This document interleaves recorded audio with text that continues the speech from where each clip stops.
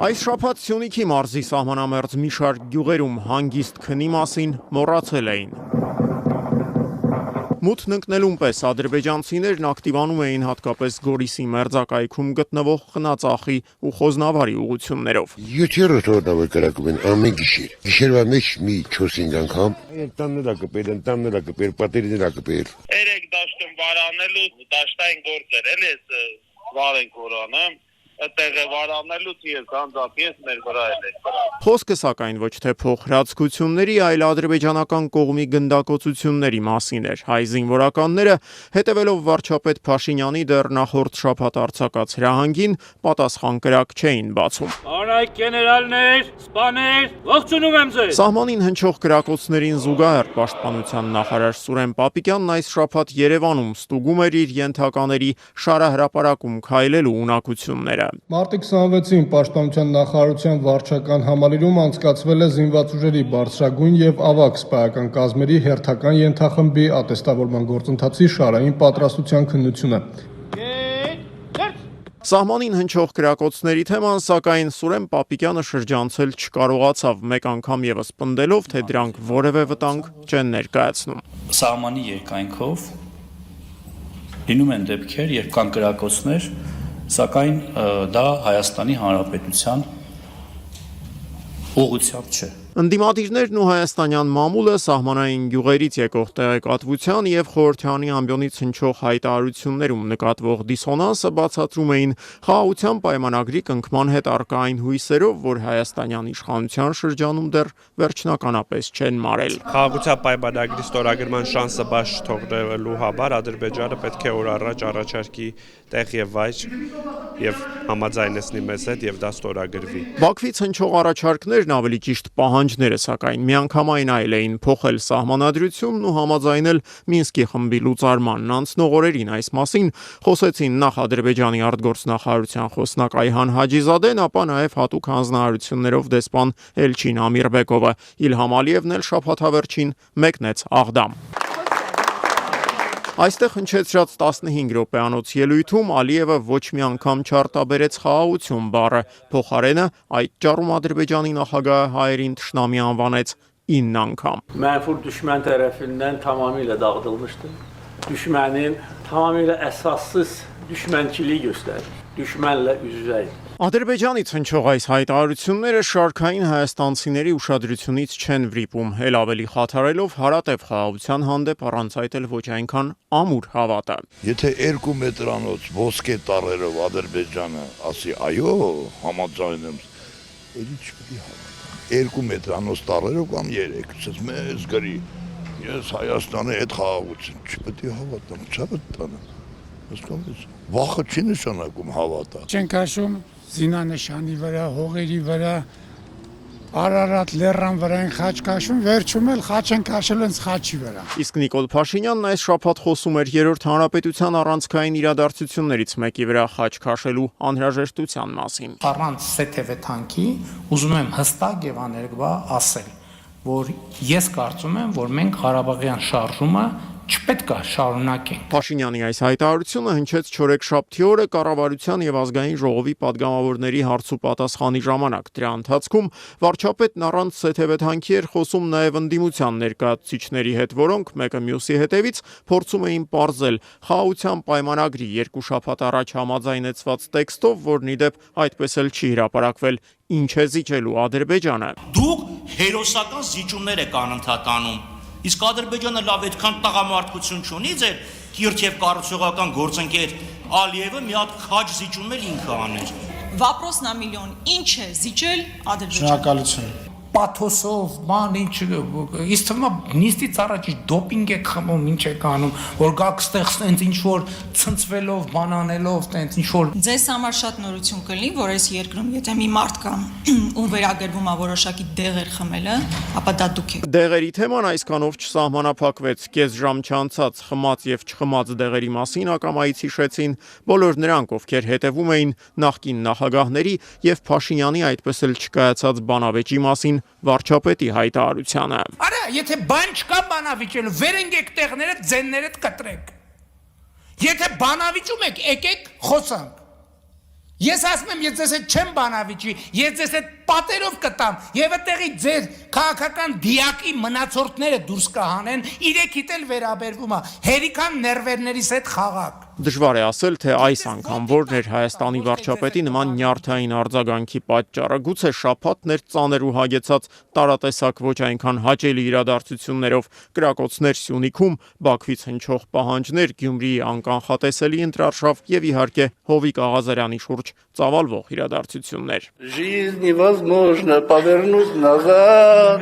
и время ни на миг не остановишь. Քաղաքպայմանագրի հիմնադիր անդամ Հովիկ Աղազարյանն Ալլա Պուգաչովայի այս երգը խորհրդանում հավատարմագրված լրագրողների համար կատարեց իրեն անձեռնմխելիությունից զրկելու վերաբերյալ փակ գաղտնի քվեարկությունից ընդամենը մի քանի ժամ առաջ։ Կոռուպցիոն մի շարք հանցանքներ կատարելու մեջ կասկածվող Աղազարյանն այս շաբաթ խորհրդանի գլխավոր հերոսն էր։ Նա ոչ միայն երգում էր, այլև հնարավոր բոլոր ձևերով հերքում իրեն վերագրվող մեղքերը պնդելով։ Իր գոյության մասին դատախազ Աննա Վարդապետյանը երբեք չէր հիշի, եթե ինքն անցած տարվա նոյեմբերին կատարեր Նիկոլ Փաշինյանի SMS պահանջը եւ վայր դներ մանդատը։ Ես կարամ կներեք հազարական քֆուր ուտեմ։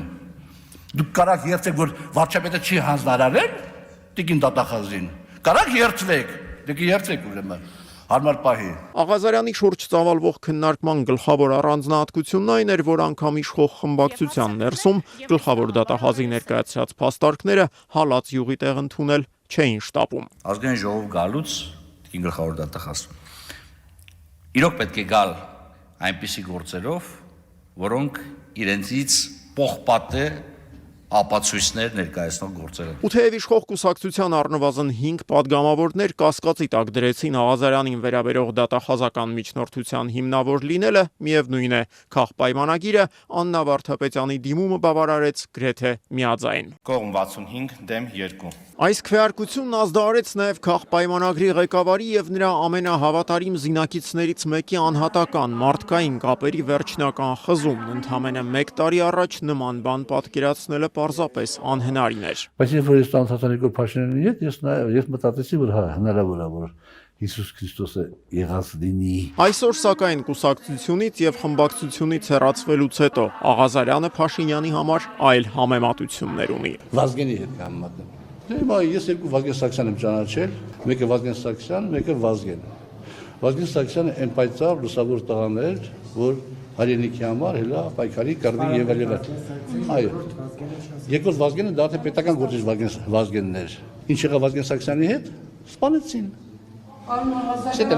Շտետնակի չառնելու վերջը։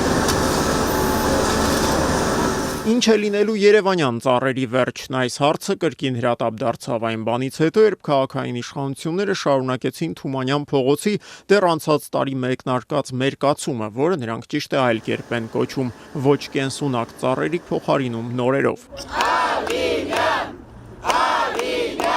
1 միլիոն բնակչություն ունեցող Երևանի գլխավոր փողոցներից մեկում իրականացվող զանգվածային ծառահատման դեմ, սակայն քաղաքապետարանի մոտ այս շաբաթ բողոքում էին ընդամենը մի քանի տասնյակ հայաստանցի բնապահպաններ եւ նրանց միացած օտարերկրացի էկոակտիվիստներ։ Ծառեր չկան, սա վատն է։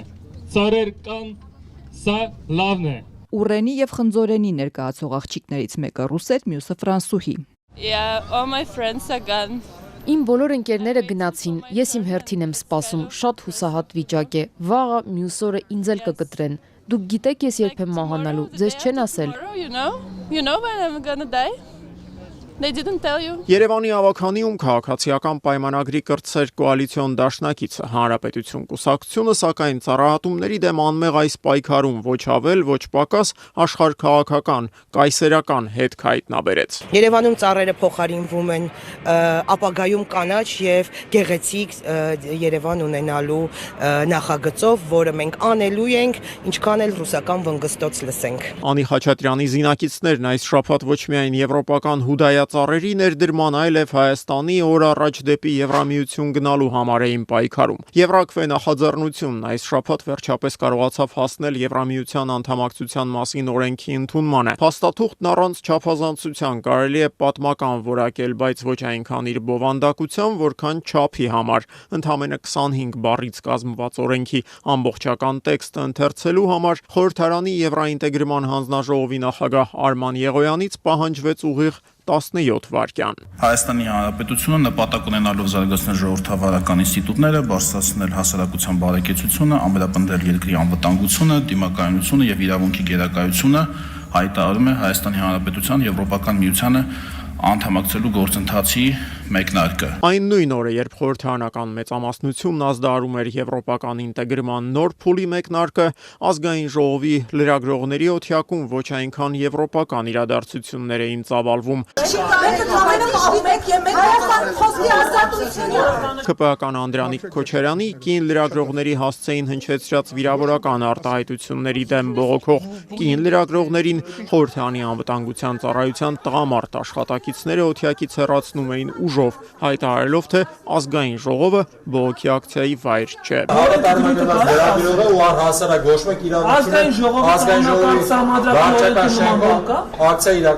Անցնող օրերին գլխավոր եւ ամենատխուր մարզական իրադարձությունը Թբիլիսիի Դինամո մարզադաշտում էր։ Ազգերի լիգայի մրցաշարի պատասխան հանդիպման ընթացքում Հայաստանի հավաքականը վրացիներին պարտվեց 1-6 հաշվով։ Այս պարտությունն անկեղծ ասած այնքան էլ զարմանալի չէր, ավելի զարմանալի էր խաղից հետո վրաց մի քանի տասնյակ երկրպագուների ցուցաբերած պահվածքը։ Նրանք սկսեցին տարբեր իրեր նետել մարզադաշտի այն սեկտորի ուղղությամբ, որտեղ նստած էին հայ ֆուտբոլասերները։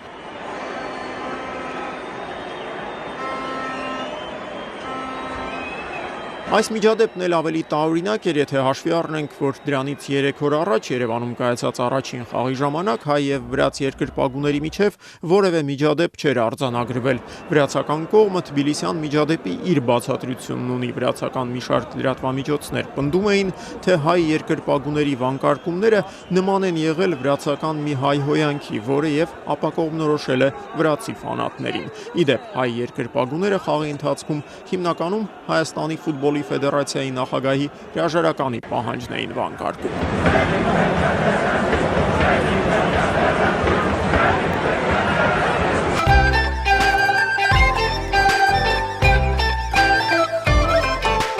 Անցնող շաբաթվա ամենաբուռն քաղաքական իրադարձություններն էլ ծավալվում էին Գյումրիում կիրակնօրյա ընտրություններից առաջ։ Տեխնացուների սկանդալային հայտարարությունների, նախընտրական շտաբերի խուզարկությունների եւ ՀՄԿ-ի եթերում կազմակերպված բանավեճի մասին, սակայն այսօր չենք խոսի, ընտրական օրենսգրքի պահանջները չխախտելու համար։ Գյումրի լեննականում ծավալվող քաղաքական զարգացումները, սակայն ոմանց համոզմամբ դեռ նոր են մեկնարկում, այնպես որ այդ ամենի մասին արդեն հաջորդ շաբաթ։